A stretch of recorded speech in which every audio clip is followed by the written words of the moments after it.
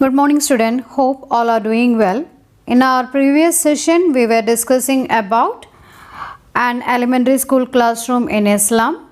In that session we discussed the first stanza of the poem in which the poet describes the appearance of the children in that dim classroom. Today we are going to discuss the rest of the poem. Let us see what is there in our second stanza. So be ready with your pen, notebook and textbook. Now look at your textbook, the second stanza of the poem.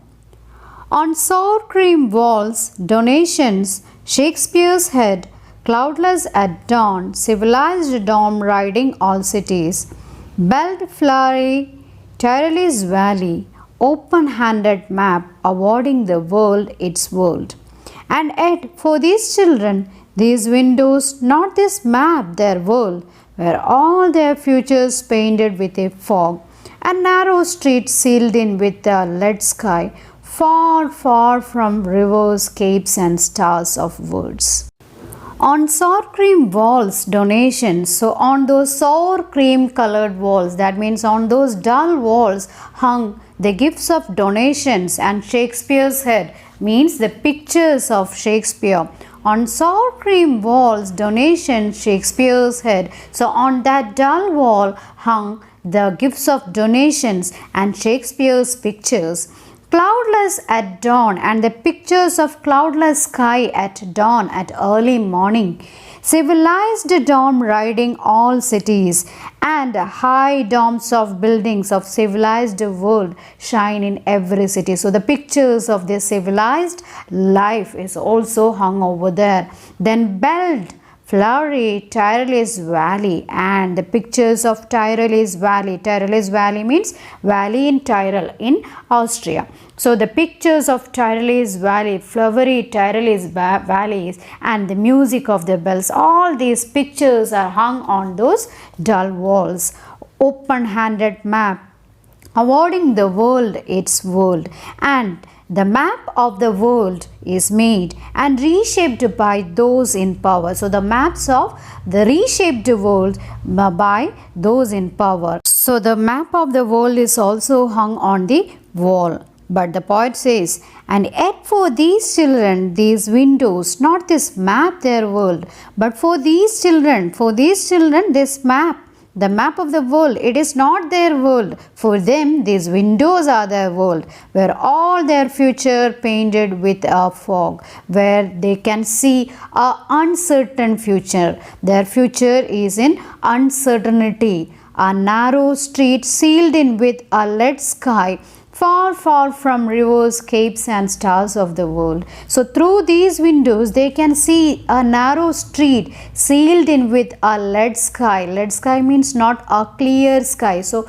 through these windows they can see their world, the uncertainty in their future, which is far, far away from the rivers or capes or the stars of worlds. So the poet is telling that the wall of that dull room is hung with so many pictures. It's hung with the gifts of donation. It's hung with the pictures of Shakespeare. It is hung with the pictures of cloudless dawn, civilized dawn riding all cities. And it is hung with the pictures of Tireless Valley, flowery belled Tireless Valley. But this map or this, and it is hung with the map also, map of the world. But this map is not their world.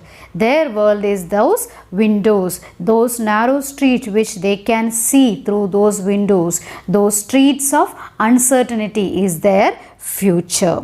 So in this stanza, the poet says that for these children, the world painted in the pictures and hung on the wall, those are meaningless. Their own dirty and unpleasant surroundings form their own world. They live in a world where the fog of uncertainty dominates their future. They are doomed to live in the narrow streets closed in by the bluish grey sky. The world is far away from rivers, capes and stars. Now look at the next stanza. Surely Shakespeare is wicked, the map a bad example, with ships and sun and love tempting them to steal. For lives that slyly turn in their cramped holes, from fog to endless night. On their slag heap, these children wear skins peeped through by bonds and spectacles of steel with mended glass, like bottle bits on stones. All of their time and space are foggy slum. So blot their maps with slums as big as doom. So this is the second stanza. Now look at the first line. Surely Shakespeare is wicked, the map a bad example. So the poet is telling Shakespeare is wicked. The poet doesn't really mean to say that Shakespeare is wicked. The poet is saying that the picture of Shakespeare's head in the classroom is of no use to these children. So Shakespeare is wicked. The picture is of no use for these children, and the map is a bad example for these children. With ships and sun and love tempting them to steal. The world is full of attractions. Beautiful ships, the warmth of the sun and love are such beautiful things. They entice these children. They are tempted to steal them. So these pictures tempt them to steal. For lives that slyly turn in their cramped holes from fog to endless night. They live in their narrow crowded lanes or holes. There is no end to this kind of life, like endless night. It starts from the fog of uncertainty and ends with their death. So there is no end for these things. On their slag heap, these children wear skins peeped through by bonds and spectacles of steel with mended glass like bottle bits on stones.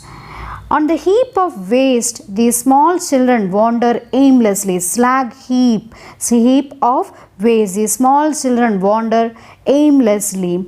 Their bonds are peeping out of their skin. Where skins peeped through by bonds, their bonds are peeping out of their skin, and spectacles of steel with mended glass like bottle bits on stone.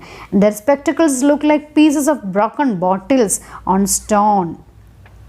All of their time and space are foggy slum.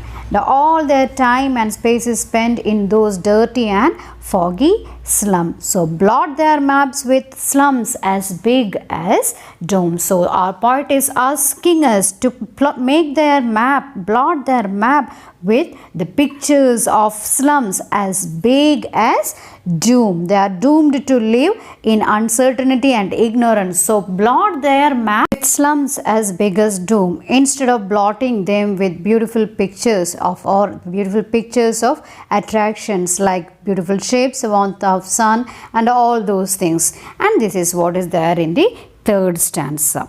So now find out the poetic devices in this third stanza, and that is the test question for you for today. And let us discuss our next stanza in our next class. Till then, take care.